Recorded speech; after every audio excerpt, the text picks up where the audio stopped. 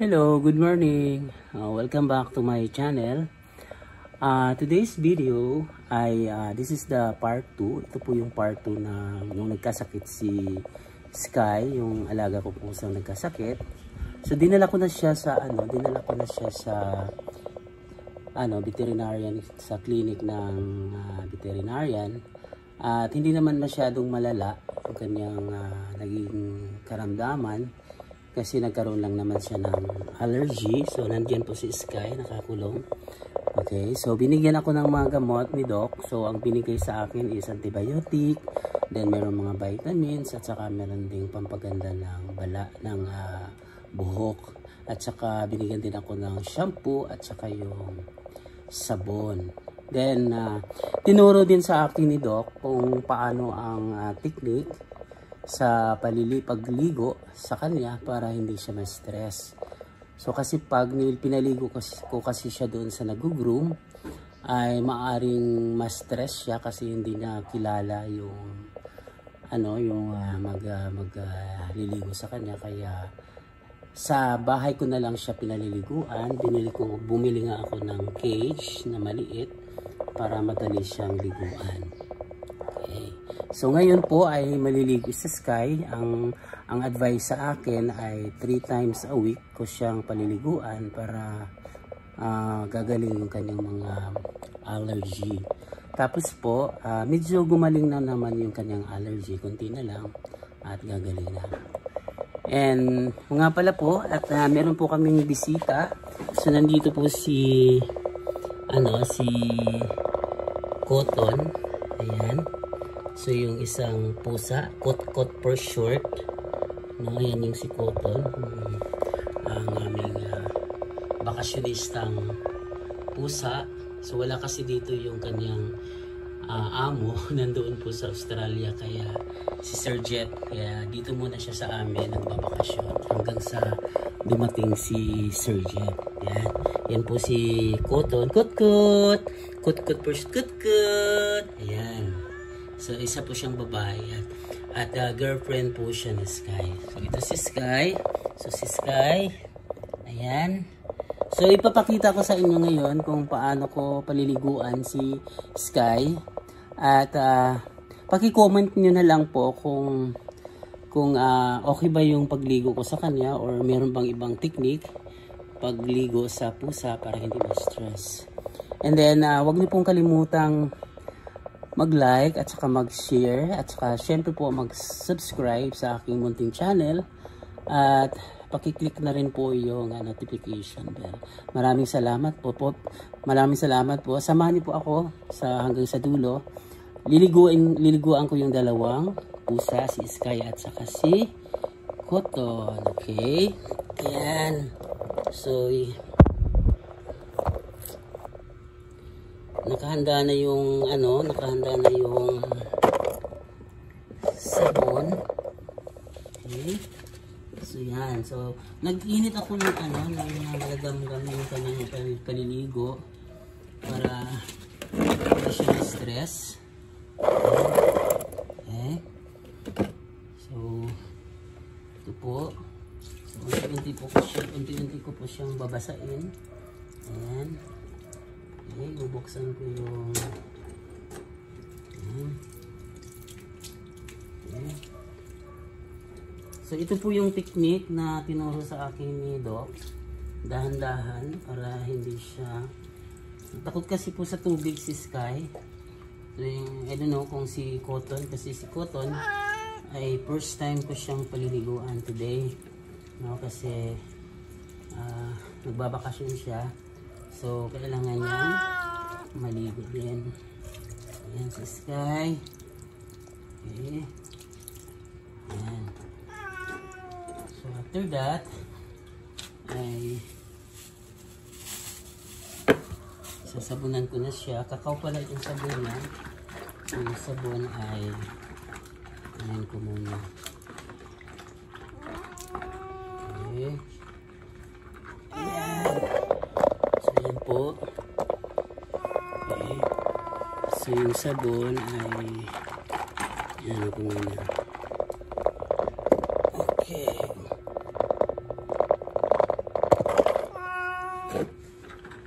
po. So, sasabunan ko na si Sky. So, yung pagsabon pala nito ay 3 minutes kong ibababad yung sabon sa kanya para yung mga insekto, mga kuto ay mawawala. Sabi ko ni Doc. So, dahan-dahan. Pinakamot kasi niya yung balat niya, kaya minsan lumudugo. And then, lagi naman siya pinuputulan ng kuko. No? Pero mabilis yatang humaba yung kuko niya, kaya dungamot siya. Susugat yung balat. Ayan. Sky. Ganang niya. Ayan. So, yung sabon ay 3 to 5 minutes kung ibababad. So, meron po kayong ibang technique sa pagligo ng pusa. So, i-comment nyo lang po sa baba para gagayahin ko po kung mali ba yung aking pagligo sa kanya. Ayan. Ayan.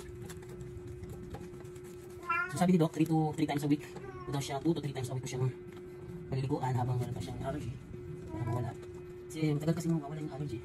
Tapos na yung antibiotic niya. Pero until now, meron pang konti. Pabalik-balik. Ayan.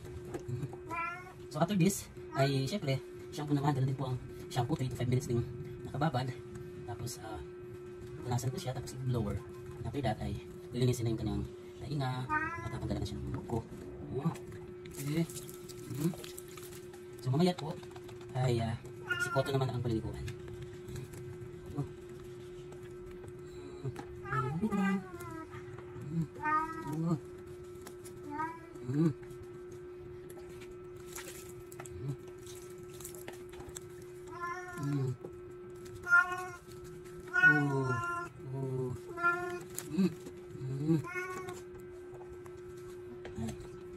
Natin Sky.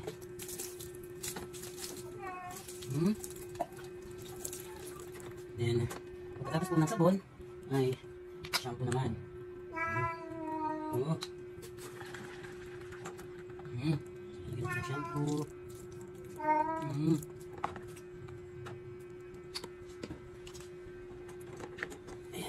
So nilalagyan ko siya ng shampoo ngayon. Ayan.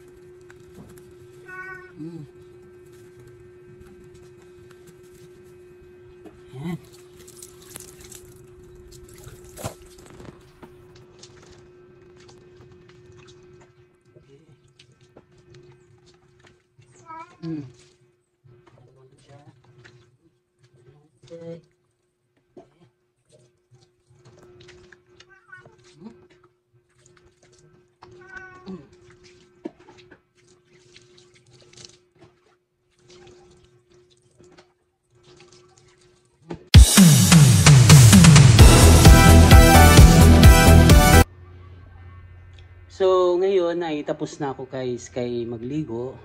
So, ang paliliguan ko naman ngayon ay si Cotton. Kot-kot for short. Ayan po si Cotton.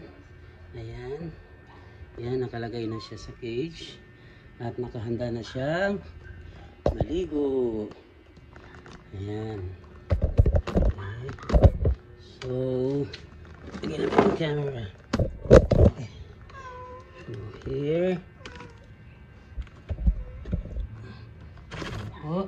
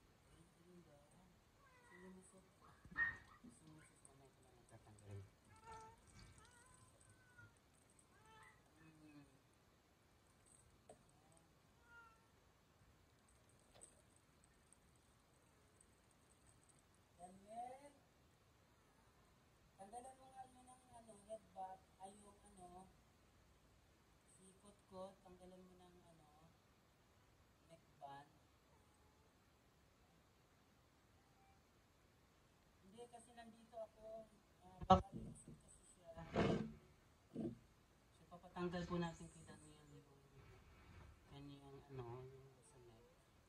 Kasi magsasakit na po, masasakit na po. Halika rito. Ayan, dandahan. Dito din ka doon ka sa kabila. Ayan. Kasi lumulusot siya kasi kapag tinanggal, kahit nagsa. Ayan, sige. Hawakan mo.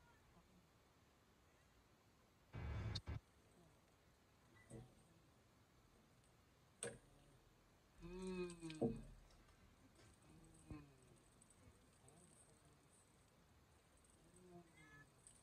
Oh, wala, hindi ka makakalusot. Sarado.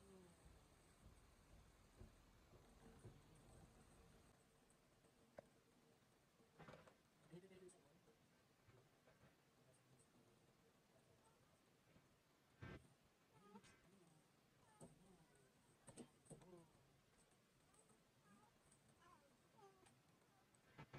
Wait lang.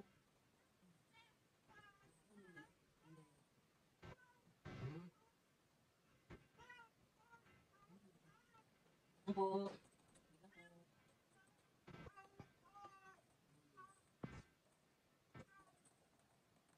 Pagdami ko lang.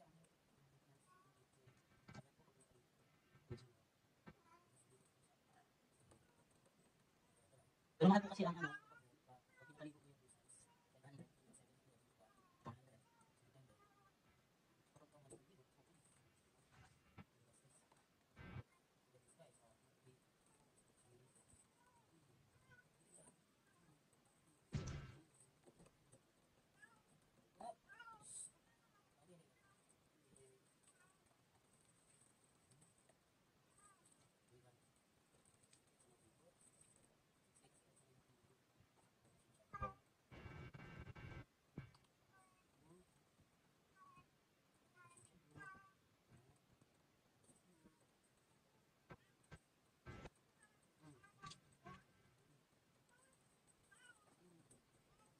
Oh, buka.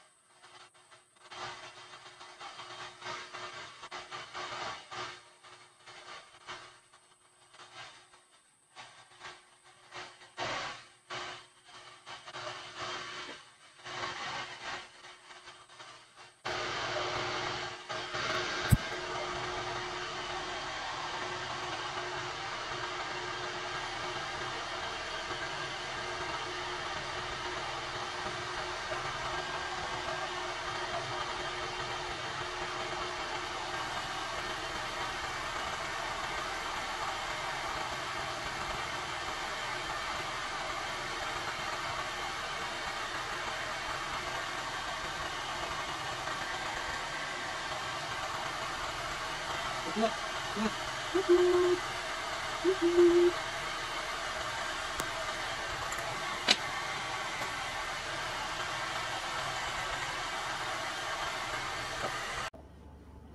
So, pagkatapos na naligo na yung dalawang pusa, so ito na po yung after kong ma-blower, natuyo na yung kanilang buhok. So ito na po sila. So ito si Sky. Ay ito si Cotton pala. Cotton. Ayan. So ayan, maganda na yung kanyang balat pagkatapos siyang maligo. So yun na yun. Okay. Ayan. So tapos na siyang naligo. At natuyo na yung kanyang buhok kasi tapos niya siyang mag-blower.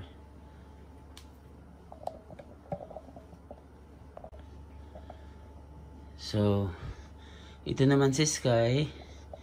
Pagkatapos niyang makaligo, so natuyo na yung kanyang buhok at naka-blower na. So ito na.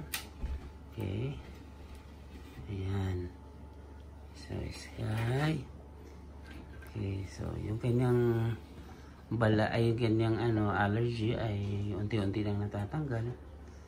Kaya tiyaga lang ang pag-asikaso, maliligo sa kanya. Ayan na si Sky. Okay. Sky.